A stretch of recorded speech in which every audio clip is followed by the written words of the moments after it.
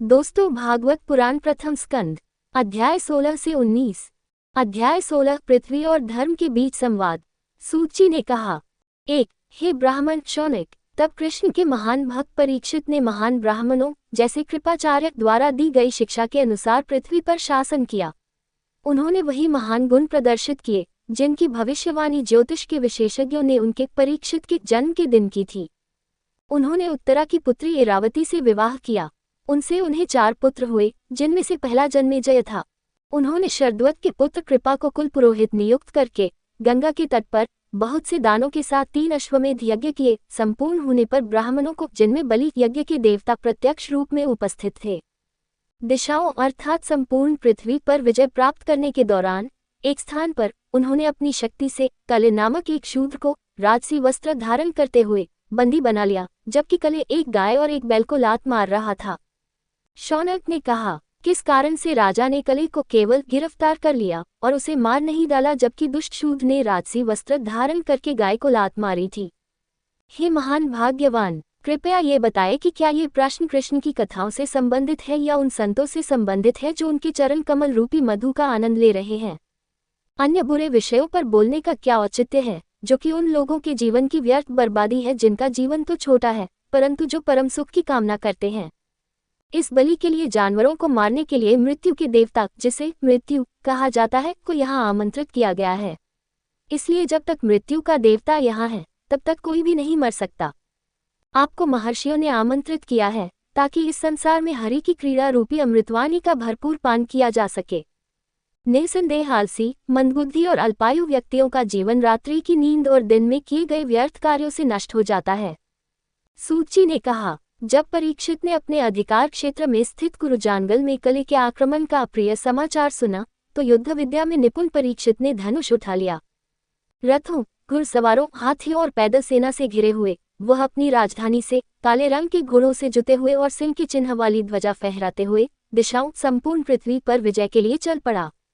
भद्राश, केतुमाल, भरत, उत्तरी कुरु और किमपुरुष आदि बड़े क्षेत्रों पर विजय प्राप्त करके उसने कर प्राप्त किया। अपने महान पूर्वजों की महिमा का गुणगान सर्वत्र सुनकर, जो कृष्ण की महानता को व्यक्त करता था, तथा अश्वत्थामा के अस्त्रों से अपनी रक्षा के विषय में, यादवों और प्रथापुत्रों अर्थात पांडवों के बीच मैत्री के विषय में तथा उनकी कृष्ण के प्रति भक्ति के विषय में, तब अत्यंत प्रसन्न होकर महामनस्वी परीक्षित ने, जिनके नेत्र स्नेह से विस्तृत हो गए थे, उन्हें कीर्ति गीतकारों को बहुमूल्य वस्त्र तथा हार प्रदान किए।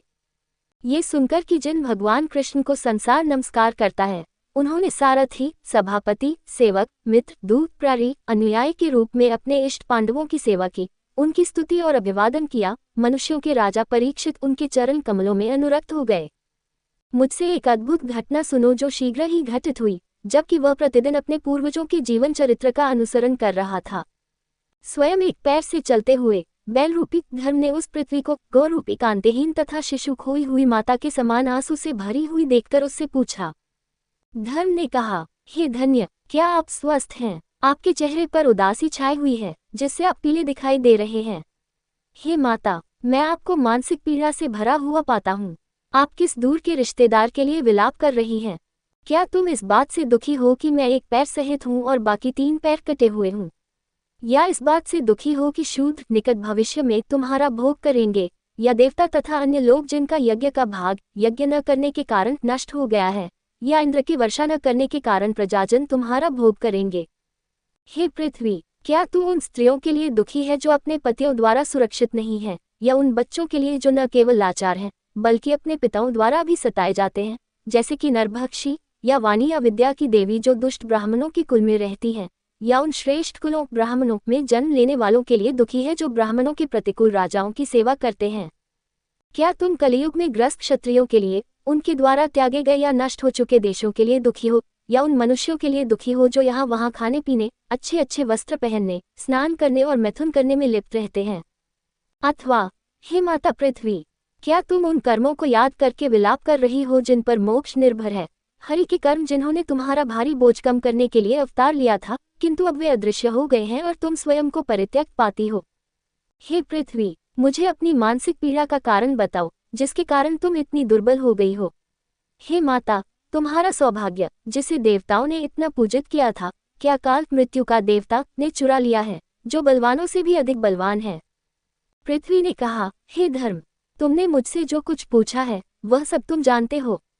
कृष्ण के कारण ही तुम्हें 4 पैर प्राप्त हुए, जो मानव जाति के सुख के लिए सहायक थे, जिनमें कृष्ण सत्यता, पवित्रता, दया, धैर्य, उदारता, संतोष, सरलता, मन की स्थिरता, आत्मसंयम, इंद्रियों के नियंत्रण, तपस्या, समानता, सहनशीलता, उदासीनता, यहाँ तक कि किसी के लाभ के लिए भी विद्या में निपुणता, ज्ञान, वैराग्य, अधिकार का प्रयोग करने की क्षमता, वीरता, युद्ध के मैदान में साहस, शक्ति, निर्णय या क्या करना उचित है इसकी धारणा, स्वतंत्रता, निपुणता, सुंदर रंग, व्यक्तिगत आकर्षण, धैर्य, कोमलता, अत्यंत तेज, विनम्रता, अच्छा आचरण, इंद्रियों की कुशल गतिविधियां, भोग का पात्र, मानसिक संतुलन, मन की अविचलता, विश्वास, प्रसिद्धि, आराध्यता, अभिमान से मुक्ति। हे प्रभु, ये तथा अन्य सनातन महान गुण जो महानता के लिए उत्सुक मनुष्य द्वारा प्रार्थना और कामना किए जाते हैं, वे सदा उसमें विद्यमान रहते हैं, अर्थात कभी नष्ट नहीं होते। मैं उन लोगों के लिए शोक करता हूँ जो दुष्ट बुद्धि वाले कली के दर्शन से प्रभावित हैं और अब वे समस्त गुणों के स्वामी कृष्ण से वंचित हो गए हैं। मैं अपने लिए तथा आप देवताओं में श्रेष्ठ हैं, उनके लिए दुखी हूँ। इसी प्रकार मैं देवताओं, पितरों, ऋषियों, सज्जनों, समाज के सभी वर्गों, जातियों तथा जीवन की सभी अवस्थाओं, आश्रमों के लिए भी दुखी हूँ। जिनके चरणों की सुंदरता पर मोहित होकर ब्रह्मा आदि देवताओं ने दीर्घकाल तक तपस्या की थी और श्रेष्ठ पुरुषों ने भी जिनकी शरण ली थी, वे धन की देवी अपने कमल वाटिका के निवास को छोड़कर उन चरणों की पूजा करती हैं। मैं, जिसका शरीर भगवान के चरण चिन्हों से सुशोभित था, जिनमें कमल, वज्र, अंकुश, हाथियों को नियंत्रित करने के लिए और ध्वज के चिन्ह थे, उनसे ऐश्वर्य प्राप्त करके तीनों लोकों से भी अधिक सुंदर था। किंतु उस ऐश्वर्य के नाश के समय उन्होंने मुझे छोड़ दिया, क्योंकि मैं अभिमानी हो गया था। निश्चय ही उस आत्मनिर्भर भगवान ने असुर वंश के राजाओं की 100 अक्षौहिणी सेना का भारी भार उतार दिया और यादव वंश में सुंदर रूप धारण करके अपने पुरुषत्व से तुम्हें, जो पैरों की अपूर्णता से व्याकुल थे, तुम्हारा आदि पूर्व स्वरूप 4 पैरों वाला लौटा दिया। जिन परम पुरुष ने अपने मनोहर रूप, मोहक मुस्कान और मधुर वार्तालाप से सत्यभामा आदि मधुवंशी स्त्रियों के मन की स्थिरता और गर्व को हर लिया है, उन परम पुरुष का वियोग कौन स्त्रियां सहन कर सकती है। जिनके चरण चिन्हों से सुशोभित होकर मेरे मन में आनंद के कारण अन्न आदि की फसलें उत्पन्न हो गई हैं। इस प्रकार जब पृथ्वी देवी और धर्म देवी आपस में बातचीत कर रहे थे, तब परीक्षित नामक राजर्षि वहां आए, जहां सरस्वती पूर्व दिशा में बहती है। अध्याय 17 काली का दंड और नियंत्रण। सूत ने कहा, वहां कुरुक्षेत्र में सरस्वती के पूर्वी मोड़ पर राजा परीक्षित ने गाय और बैल की जोड़ी को असहाय प्राणियों की तरह पीटा जाता देखा और साथ ही राजसी चिन्ह पहने हाथ में डंडा लिए शूद्र को भी देखा। उसने देखा कि कमल तंतु के समान श्वेत वह बैल मानो भय के कारण मूत्र त्याग कर रहा हो और इस प्रकार प्रतिक्षण शक्ति खो रहा हो, एक पैर से कांपता हुआ शूद्र की मार से नीचे गिर रहा है। तथा वह गौ भी, जिसका दूध यज्ञ में आहुति के रूप में उपयोगी है, धर्म देने वाली, शूद्र द्वारा बुरी तरह लात खाए हुई, व्याकुल, बछड़े से रहित, आंसू से भरा हुआ मुख, दुर्बल और घास खाने की इच्छा रखने वाली है। सोने से मढ़े हुए रथ पर सवार होकर और बाण से सुसज्जित धनुष लिए हुए उसने मेघ के समान गंभीर स्वर में पूछा, तुम कौन हो जो शक्तिशाली होकर भी मेरे संरक्षण में इस संसार में बलपूर्वक दुर्बलों को कष्ट दे रहे हो। एक अभिनेता की तरह तुम राजा का वेश धारण किए हुए हो, किंतु अपने कार्यों में शूद्र हो। तुम कौन हो जो कृष्ण और अर्जुन अर्थात गांडीव धनुष के स्वामी के दूर स्थान पर लोग चले जाने के बाद एकांत स्थानों में निर्दोष लोगों पर प्रहार कर रहे हो। तुम ही वह अपराधी हो जो वध के योग्य हो। बैल को संबोधित करते हुए आप कमल के समान श्वेत कौन है, जो 3 पैरों से विहीन होकर भी एक पैर से चलते हैं? क्या आप कोई देवता हैं जो ऐसे बैल का रूप धारण करके हमें दुखी करते हैं? तुम्हारे शोक आंसुओं के अतिरिक्त अन्य प्राणियों के शोक के आंसू इस पृथ्वी की सतह पर नहीं गिरते, जो पौरव वंश के श्रेष्ठ राजाओं की शक्तिशाली भुजाओं द्वारा आलिंगित अर्थात संरक्षित है। हे सुरभि के पुत्र, तुम दुखी मत हो, शूद्र से तुम्हारा भय दूर हो जाए। गाय को संबोधित करते हुए, हे माता, रो मत। जब तक मैं दुष्टों को दंड देने के लिए जीवित हूँ, तब तक तुम्हारा भला हो। हे पुण्यात्मा, जिस अभिमानी राजा के राज्य में सारी प्रजा दुष्टों से भयभीत रहती है, वह अपनी कीर्ति, आयु, सौभाग्य और परलोक की संभावनाओं को नष्ट कर देता है। दुखी लोगों का संकट दूर करना राजाओं का परम कर्तव्य है, इसलिए मैं इस दुष्ट और प्राणियों पर अत्याचार करने वाले को मार डालूंगा। हे सुरभि के 4 पैरों वाले पुत्र, किसने तुम्हारे 3 पैर काट डाले? श्री कृष्ण का अनुसरण करने वाले राजाओं के राज्य में तुम्हारे समान कोई भी दुखी न हो। हे बैल, तुम धर्मात्मा लोगों का कल्याण हो जो कभी पाप नहीं करते। मुझे बताओ कि किसने तुम्हें विकृत किया और जिससे पांडवों का गौरव बिगाड़ा। निर्दोषों के विरुद्ध अपराध करने वाले तथा उनके साथी भी मुझसे सब ओर से भयभीत रहते हैं। जब दुष्टों को दंड मिलता है तब उससे सज्जनों का कल्याण होता है। यदि अमर पुरुष अनियंत्रित होकर निर्दोष व्यक्तियों के विरुद्ध अपराध करेगा तो मैं उसके भी कंगन सहित भुजाएं उतार लूंगा। जो राजा धर्म के अनुसार सामान्य समय में पथभ्रष्ट मनुष्यों को दंड देता है, उसका सबसे बड़ा कर्तव्य इस लोक में स्वधर्म पर चलने वाले मनुष्यों की रक्षा करना है। धर्म ने कहा, यह आपकी वाणी जो दुखी मनुष्यों के मन से भय दूर करती है, पांडवों के वंशजों के योग्य है, जिनके सद्गुणों के कारण ही भगवान कृष्ण ने दूत आदि का कार्य किया था।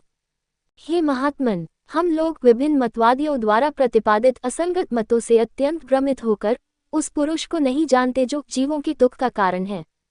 कुछ लोग अर्थात योग विद्यालय के अनुयायी जो व्यक्तिगत और सार्वभौमिक आत्माओं के बीच अंतर को ढकते हैं, व्यक्तिगत आत्मा को स्वामी अर्थात सुख और दुख का वितरक कहते हैं। अन्य लोग भाग्यवादी भाग्य अर्थात ग्रहों के अधिष्ठाता देवताओं को ऐसी शक्ति रखने वाला मानते हैं। अन्य लोग मीमांसा के अनुयायी कर्मों जैसे कि यज्ञों के प्रदर्शन को इस शक्ति से युक्त मानते हैं, जबकि कुछ अन्य लोग भौतिकवादी प्रकृति को सुख और दुख का विधाता मानते हैं। कुछ लोगों ने निश्चय किया है कि यह सुख दुख उस परमेश्वर की ओर से है जो तर्क से समझ में नहीं आता और शब्दों से वर्णन करने से परे है। हे मुनितुल्य राजा, इस पर बुद्धि से विचार करो। सूची ने कहा, हे श्रेष्ठ ब्राह्मण, जब धर्म इस प्रकार बोल रहा था तब राजा महाराजा अपना मोह दूर करके शांत मन से बोले। राजा ने कहा, हे धर्म के ज्ञाता, आप पर अत्याचार करने वाले कले का नाम न बताकर आप धर्म का प्रतिपादन कर रहे हैं, जो यह आदेश देता है कि अधार्मिक कार्य करने वाले का स्थान वही है जो उस कार्य के बताने वाले का है, अर्थात पाप करने वाला और पाप का बताने वाला दोनों एक ही स्थान अर्थात नरक में जाते हैं। अथवा यह निश्चित है कि भगवान की माया शक्ति का कार्यकलाप प्राणियों के मन और वाणी की पहुंच से परे है। कृतयुग में तप, पवित्रता, दया और सत्य ये 4 पैर थे धर्म के। उनमें से 3 पैर अधर्म के कारण टूट गए, अर्थात अभिमान, स्त्रियों का संसर्ग और मद्यपान। हे धर्म, आजकल इस युग में तेरा जो बचा हुआ पैर अर्थात सत्य है, जिसके सहारे तू जीवित है, वह तो मौजूद है, परंतु यह सत्य पर पला हुआ कलिरूपी अधर्म तुझे उस पैर से भी वंचित करना चाहता है। और यह पृथ्वी गाय रूपी जिसका महान भार भगवान कृष्ण ने उतार दिया है, उनके तेजस्वी चरण चिन्हों से सब ओर से शुभ हो गई है। वह पृथ्वी अभागिनी तथा पवित्र होने के कारण भी इस बात से आशंकित होकर आंसू बहा रही है कि राजा के वेश में ब्राह्मणों के विरोधी शूद्र लोग उसका उपभोग करेंगे। इस प्रकार धर्म और पृथ्वी को सांत्वना देकर महारथी ने अन्याय के कारण कले के विरुद्ध अपनी तीखी तलवार उठाई। ये जानकर कि परीक्षित मुझे मारने के लिए उद्यत है, वह कले भयभीत हो गया। उसने राजसी चिन्ह त्याग दिए और उसके परीक्षित के चरणों पर अपना सिर झुका दिया। दीन दुखियों पर दया करने वाले शरणागत और प्रशंसनीय वीर परीक्षित ने दया करके अपने चरणों में पड़े हुए कले को नहीं मारा और न ही मुस्कुराते हुए उससे इस प्रकार कहा। राजा ने कहा, हे अर्जुन, तुमको जो दया की याचना कर रहे हो, हाथ जोड़कर प्रार्थना करने से कोई खतरा नहीं है, किंतु तुम अधर्मियों के मित्र हो। तुम्हें किसी भी हालत में मेरे राज्य के किसी भी भाग में नहीं रहना चाहिए। जब आप राजाओं के समूह में थे तब लोभ, असत्य, चोरी, अश्लीलता, धर्म का त्याग, दुर्भाग्य, कपट, झगड़ा और अहंकार आदि अनेक अधर्म आपके अंदर फैल गए। हे अधर्मियों के मित्र, इसलिए तुम्हें ब्रह्मावर्त में नहीं रहना चाहिए, जहाँ यज्ञ करने में निपुण व्यक्ति यज्ञों के स्वामी की पूजा करते हैं तथा जो धर्म और सत्य से निवास करने योग्य है। जिस स्थान पर यज्ञरूपी यशस्वी हरि पूजित होकर यज्ञ करने वालों को सुख और कामनायुक्त विषयों की प्राप्ति कराते हैं, वहां तुम्हें निवास नहीं करना चाहिए। ये परमात्मा वायु के समान स्थावर और चराचर प्राणियों के भीतर और बाहर स्थित है। सूची ने कहा। परीक्षित के इस प्रकार आदेश देने पर कांपता हुआ कले उससे बोला, जिसने मृत्यु के देवता गंधारी के समान अपनी तलवार उठा रखी है। काली ने कहा, हे महाराज, आपके आदेश से मैं जहां भी रहूंगा, मैं आपको धनुष बाण के साथ तैयार देखूंगा। हे धर्मात्माओं में श्रेष्ठ, यह उचित है कि आप मेरे लिए एक स्थान निश्चित करें, जहां मैं आपकी आज्ञाओं का पालन करते हुए स्थिर मन से निवास कर सकूं। सूची ने कहा। इस प्रकार कले द्वारा अनुरोध किए जाने पर राजा ने कले को निम्नलिखित स्थान दिए, जो जुआ, शराब, बुरी स्त्रियों और वध के लिए प्रयुक्त होते थे, जहां 4 प्रकार के अधर्म पनपते थे। जब कले ने पुनः प्रार्थना की तो भगवान ने उसे रहने के लिए सोना दिया। फिर कले को 5 निवास दिए, असत्य, अभिमान, काम, अज्ञान और 5वां शत्रुता। जैसा कि उन्होंने बताया, अधर्म का कारण कले, उत्तरा के पुत्र परीक्षित द्वारा उन्हें आवंटित किए गए इन 5 स्थानों में रहता था। अतः इनका सहारा उन लोगों को नहीं लेना चाहिए जो अच्छे बनने के लिए उत्सुक हैं, विशेष रूप से धर्मी राजा को, जो मनुष्यों का गुरु और स्वामी है। उन्होंने बैल के 3 पैर जोड़ दिए, तपस्या, पवित्रता और करुणा, जो अपंग हो गए थे, और पृथ्वी को सांत्वना देकर उसकी समृद्धि लौटा दी। अब वह केवल राजाओं के योग्य सिंहासन पर विराजमान है, जो उसके दादा युधिष्ठिर, जो वनवास की इच्छा रखते थे, ने उसे दिया था। कौरव राजाओं की समृद्धि की देवी से प्रकाशित मुनितुल्य राजा, जो महान भाग्यशाली, परमाधिकारी तथा व्यापक यश वाला है, अब हस्तिनापुर में राज्य कर रहा है। इस प्रकार यह अभिमन्यु का पुत्र, ऐसा पराक्रमी राजा, तुम्हारे यज्ञों में संलग्न रहने पर पृथ्वी पर शासन कर रहा है। अध्याय 18 ब्राह्मण का श्राप। सूची ने कहा, वह परीक्षित जो भगवान कृष्ण की कृपा और चमत्कारी कर्मों के कारण अपनी मां के गर्भ में नहीं मरा, यद्यपि वह अश्वत्थामा द्रोण के पुत्र द्वारा छोड़े गए बाण से बुरी तरह जल गया था, जिसने अपना हृदय भगवान को अर्पित कर दिया था, परंतु ब्राह्मण के क्रोध के कारण तक्षक से होने वाली मृत्यु के महान संकट से उसका मन विचलित नहीं हुआ। जिन्होंने सभी विषयों से आसक्ति त्याग कर ईश्वर अजय के वास्तविक स्वरूप को अच्छी तरह से समझ लिया और शुक व्यास के पुत्र के शिष्य बन गए, उन्होंने गंगा में अपने नश्वर शरीर का त्याग कर दिया। जो लोग कृष्ण के जीवन से परिचित हैं तथा उनके अमृतमय प्रसंगों का पान करते हैं तथा उनके चरणकमलों का स्मरण करते हैं, उनमें मृत्यु के समय भी भय या मोह नहीं रहता। 5. जब तक महान राजा अभिमन्यु परीक्षित का पुत्र इस पृथ्वी का एकमात्र शासक था, तब तक कली यहाँ आने के बावजूद कहीं भी, यहाँ तक कि उसे सौंपे गए स्थानों पर भी प्रबल नहीं हो सका। जिस दिन और जिस क्षण भगवान ने पृथ्वी छोड़ी, उसी दिन ये कले, जो अधर्म का मूल है, इस संसार में यहाँ प्रविष्ट हुई। सम्राट ने कले से घृणा नहीं की परीक्षित की मृत्यु तक। वह काली मधुमक्खी की तरह सुगंध का आनंद लेता है, जो फूल को नष्ट किए बिना सुगंध का आनंद लेती है। क्योंकि कलियुग के दौरान अच्छे कर्म, यहाँ तक कि जब केवल इरादा किया जाता है, जल्दी से फल देते हैं, जबकि अन्य कार्य पाप तब तक फल नहीं देते जब तक वे किए नहीं जाते। जो बालकों में वीर है, मूर्खों में बलवान है, शूरवीरों में काय है तथा प्रमादी मनुष्यों के बीच भेड़िए के समान रहता है, उस कले से क्या हानि हो सकती है। वासुदेव प्रसंग से संबंधित परीक्षित के इस पवित्र आख्यान के विषय में तुमने मुझसे जो पूछा है, वह मैंने तुम्हें बता दिया है। जिन भगवान के महान कार्य वर्णन करने योग्य हैं, उनके गुणों और कार्यों के विषय में जो भी कथाएं हैं, वे कल्याण की इच्छा रखने वाले पुरुषों द्वारा सुनने के योग्य हैं। ऋषियों ने कहा, हे सौम्य स्वभाव वाले सूत, आप बहुत लंबे समय तक जीवित रहे। आप हम मनुष्यों को अमृत के समान कृष्ण की उज्ज्वल महिमा का बखान करते हैं। इस दीर्घकालीन यज्ञ के फल अनिश्चित होने के कारण आप हमें गोविंद के चरण कमलों का मधुर मधु पिला रहे हैं, जिनके शरीर यज्ञ के धूम से रंग बदल गए हैं। हम स्वर्ग और मोक्ष जन्म चक्र से की तुलना भगवान के संगी साथी भक्तों की संगति में बिताए गए थोड़े से समय से नहीं कर सकते। साधारण मनुष्यों के आशीर्वाद अर्थात राज्य आदि इच्छित वस्तुओं के बारे में तो कहना ही क्या। जो मनुष्य सौंदर्य या श्रेष्ठता की सराहना कर सकता है, वह उस पुरुष की कथाओं से तृप्त नहीं हो सकता जो महान लोगों में श्रेष्ठ पुरुषों का परम आश्रय है। योग के देवता जिनमें शिव और भगवान ब्रह्मा प्रमुख हैं, वे भी निर्गुण के गुणों के अंत तक नहीं पहुंच पाए। अतः हे विद्वान, आप सर्वशक्तिमान भगवान के भक्तों में प्रमुख हैं। आप हम लोगों को, जो महान पुरुषों के भी शरणस्थल हैं, उनके शुद्ध उत्तम चरित्र का विस्तारपूर्वक वर्णन करें। शुक व्यास के पुत्र द्वारा प्रदत्त ज्ञान के द्वारा भगवान कृष्ण के महान भक्त तुच्छ बुद्धि वाले परीक्षित ने भगवान विष्णु, जिनकी ध्वजा पर पक्षियों के स्वामी गरुड़ का चिन्ह है, के चरणों की शरण ली, जिन्हें परम आनंद भी कहा जाता है। अतः आप हमें सरल भाषा में वह परम पवित्र वृतांत सुनाएं, अर्थात भागवत पुराण, जो परीक्षित को सुनाया गया था, जो अत्यंत अद्भुत भक्ति योग का दृढ़ पालन करने में सहायक है तथा जिसमें सनातन कृष्ण विषयक कथाएं हैं, जो परमेश्वर के भक्तों को प्रिय हैं। सूची ने कहा, ओह, ये कितना सुखद आश्चर्य है कि हम लोग जो निम्न वर्ण में जन्म लेते हैं, अपने से बड़े लोगों जैसे शुक आदि की सेवा करके जीवन में अपना उद्देश्य प्राप्त कर लेते हैं। श्रेष्ठ लोगों के साथ बातचीत करने से भी निम्न कुल में जन्म लेने का दुख हीन भावना दूर हो जाता है। जो पुरुष सनातन भगवान कृष्ण का नाम जपता है, जो महानतम का एकमात्र आश्रय है, अनंत शक्तियों का स्वामी है और जो अनंत कहलाता है, क्योंकि महान आत्माओं के उत्कृष्ट गुण उसके अपने हैं, उसके विषय में फिर क्या कहना।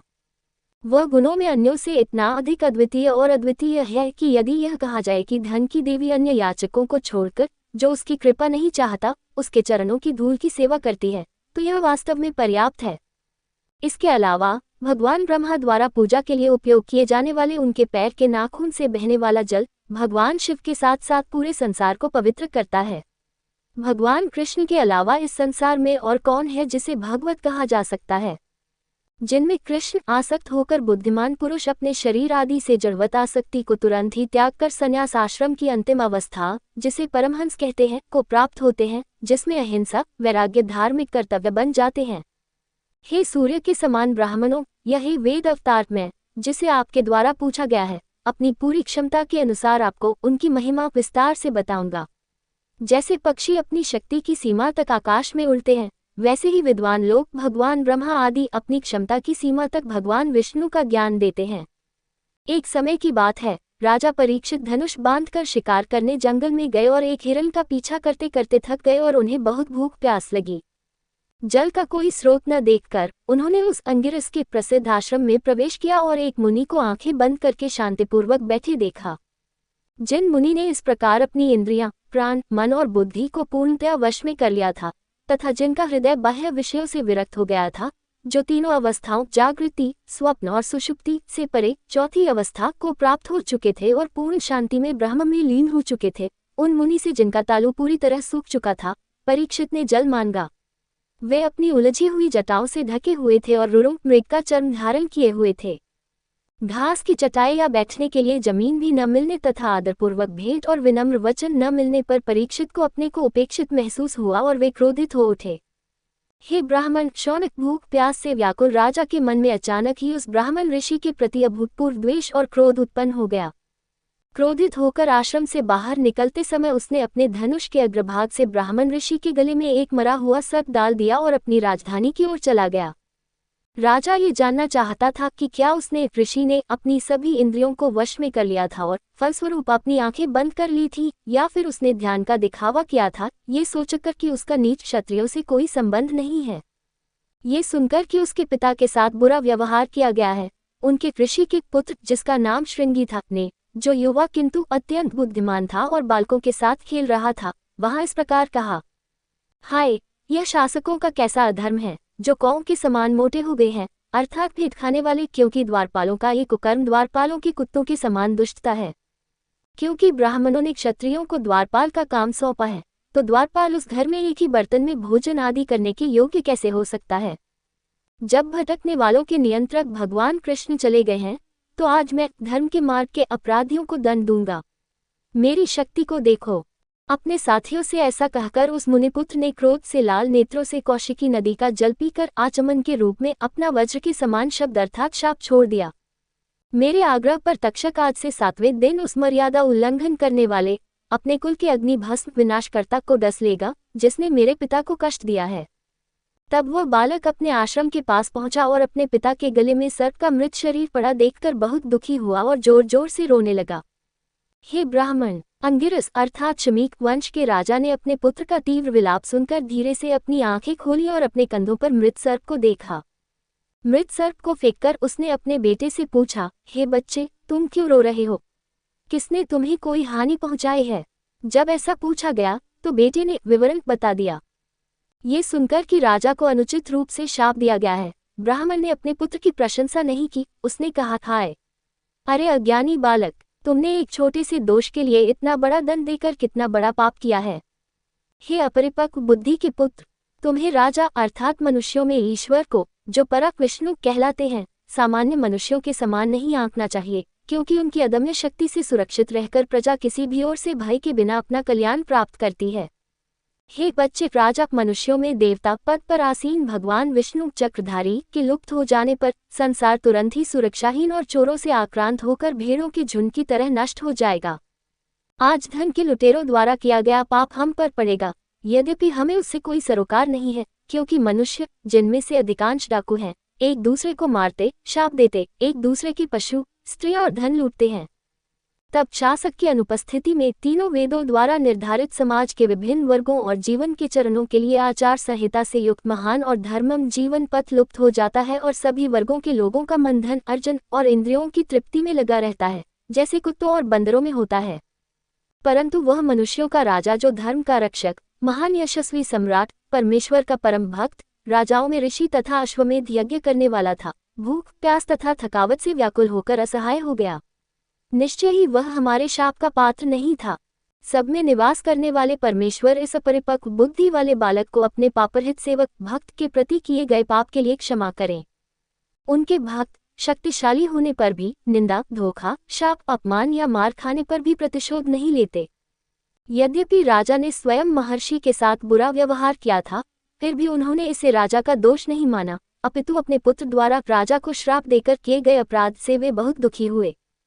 इस संसार में प्रायः अच्छे मनुष्य सुख दुख आदि द्वंद्वों को भोगते हैं, किंतु वे न तो दुखी होते हैं न प्रसन्न, क्योंकि आत्मा सुख दुख आदि गुणों से प्रभावित नहीं होती। अध्याय 19 शुक का आगमन। तब पृथ्वी के स्वामी भगवान अपने द्वारा किए गए इस अधर्म के कृत्य पर विचार करते हुए मन में बहुत दुखी हुए और मन ही मन कहा, हाय, मुझ नीच मनुष्य ने एक निर्दोष गुप्त शक्ति वाले ब्राह्मण के प्रति कितना बड़ा अपराध किया है। अतः ये निश्चित है कि भगवान ऋषितुल्य के अपमान के कारण निकट भविष्य में मुझ पर कोई असाध्य विपत्ति आने वाली है। वह विपत्ति पूर्ण रूप से मुझ पर ही आए, मेरे पुत्रों आदि पर नहीं, तथा पाप का प्रायश्चित हो, जिससे मैं पुनः ऐसा कृत्य न करूं। मेरे उत्तेजक कार्य से भड़की हुई ब्राह्मण जाति की अग्नि मुझ दुष्ट व्यक्ति के राज्य, सेना और धन कोष को आज ही भस्म कर दे, जिससे मेरी बुद्धि ब्राह्मणों, देवताओं और गायों के प्रति दुष्ट प्रवृत्ति न रखे। जब वह ऐसा सोच रहा था तो उसने सुना कि उसकी मृत्यु का कारण तक्षक था, जो ऋषि के पुत्र के शाप से प्रेरित होकर उसे प्राप्त होने वाला था। उसने तक्षक की अग्नि को वरदान माना, क्योंकि वह आसक्त व्यक्ति के लिए त्याग का तत्काल कारण थी। फिर इस लोक और परलोक देवलोक को, जिन्हें वह पहले ही त्यागने योग्य समझ चुका था, त्याग कर जिसने कृष्ण के चरणों की सेवा को जीवन के सभी उद्देश्यों से बढ़कर समझा, वह मृत्यु पर्यंत भोजन से दूर रहने की प्रतिज्ञा करके गंगा अमर नदी के तट पर बैठ गया।